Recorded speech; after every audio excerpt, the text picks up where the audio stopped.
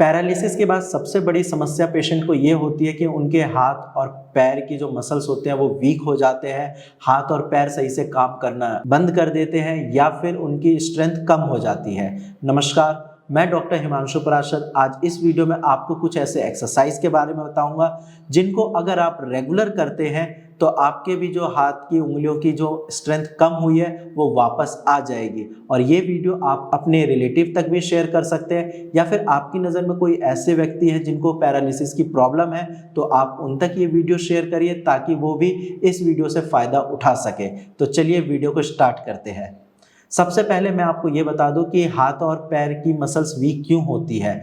तो देखो, जब पैरालिसिस की प्रॉब्लम होती है तो या तो ब्रेन स्ट्रोक होता है या फिर ब्रेन हेमरेज होता है और ब्रेन हमारे बॉडी को कमांड देता है। आपकी बॉडी में कुछ भी होता है तो वो ब्रेन की वजह से ही होता है, ब्रेन ही कमांड देता है। और जब पैरालिसिस की प्रॉब्लम आती है तो ब्रेन का कमांड आपके मसल से टूट जाता है, वो जो सिग्नल्स पास ऑन होते हैं उसमें ब्रेक आती है, तो इसीलिए फिर हाथ की मसल्स या फिर उंगलियां वीक हो जाती है, उसकी स्ट्रेंथ कम हो जाती है। तो ऐसी कौन सी चीज़ें हैं जिनको फॉलो करके या रेगुलर करके आप इस स्ट्रेंथ को वापस पा सकते हैं। तो सबसे पहले आपको अपनी मुट्ठी को बंद करना है, फिर खोलना है। ये दिन में आपको 10 से 15 बार ऐसे करना है। और जब आप ऐसे करोगे, स्टार्टिंग में आपको थोड़ा टाइम लगेगा बट एक टाइम के बाद आप खुद देखोगे कि आपकी ग्रिप स्ट्रांग हो रही है। सेकंड, आपको एक ऐसे स्पॉन्ज बॉल लेनी है और इसको डेली आपको 10 से 15 मिनट ऐसे प्रेस करना है। जो हाथ आपका अफेक्टेड है, जहाँ पे आपको वीकनेस फील होती है या नमनेस जैसा फील होता है, उस हाथ से इस बॉल को प्रेस करना है 10 से 15 मिनट। धीरे धीरे करके आपको फ़ायदा दिखने लगेगा। इसके अलावा थर्ड चीज़ है, आप पेन या पेन की कैप को कोशिश करिए कि हाथ से उठा के किसी दूसरी जगह रखें। आप ऐसे ट्राई कर सकते हैं कि मान लीजिए इस हाथ में आपको दिक्कत है तो इन 2 फिंगर्स का यूज़ करके आप इसको उठा के दूसरी जगह रख सकते हैं, जैसे ऐसे।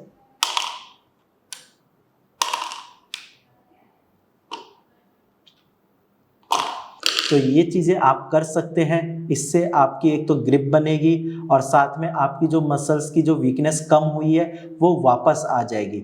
इन सब के अलावा आपको रेगुलर अपने डॉक्टर के टच में रहना है। आप फिजियोथेरेपी की मदद लीजिए, क्योंकि फिजियोथेरेपी जब आप कराओगे तो आपका ब्लड सर्कुलेशन बढ़ेगा और जब ब्लड सर्कुलेशन बढ़ेगा तो ऑटोमेटिकली उस पार्ट में जो नमनेस की प्रॉब्लम हुई है वो धीरे धीरे करके ठीक होगी। इसके अलावा जो आपका अफेक्टेड पार्ट है, जैसे कि फिंगर्स हो गए, उसको आप रेगुलर हल्का गुनगुना गर्म पानी में रखिए, उससे स्टिफनेस कम होगी, जो आपकी जकड़न है वो धीरे धीरे करके कम होती रहेगी।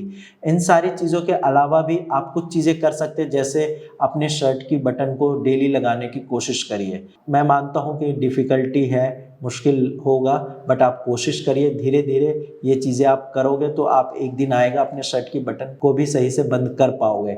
इसके अलावा कुछ छोटी मोटी चीज़ें आप उठाने की कोशिश करिए, जैसे कि पानी का ग्लास हो गया, जैसे कि कुछ भी बॉल हो गई। इन सब चीज़ों को जब आप उठाओगे, जब आप अपने हाथ पे थोड़ा सा प्रेशर डालोगे तो चीज़ें और अच्छे से होगी।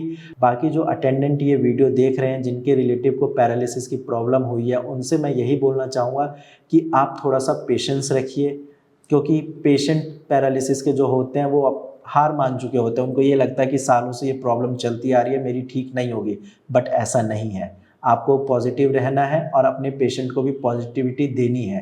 आपको उनको बोलना है कि हाँ ठीक हो जाओगे, साथ में उनको रेगुलर फिजियोथेरेपी करानी है और अच्छे डॉक्टर से दिखाना है। बाकी अगर आपके पास कोई टेस्ट रिपोर्ट है एमआरआई या सीटी स्कैन का, तो आप मेरी टीम के साथ शेयर करिए, आपकी भी पैरालिसिस की प्रॉब्लम ठीक हो जाएगी। और ये जो मैंने एक्सरसाइज बताई है इसको रेगुलर घर पे करिए। थोड़ा टाइम लगेगा, एकदम से इम्प्रूवमेंट नहीं आता पैरालिसिस में, बट हाँ धीरे धीरे करके 1-1.5 महीने बाद आप खुद देखोगे कि आपकी जो ग्रिप कमज़ोर हुई थी वो वापस आ रही है। आज की वीडियो में इतना ही, धन्यवाद।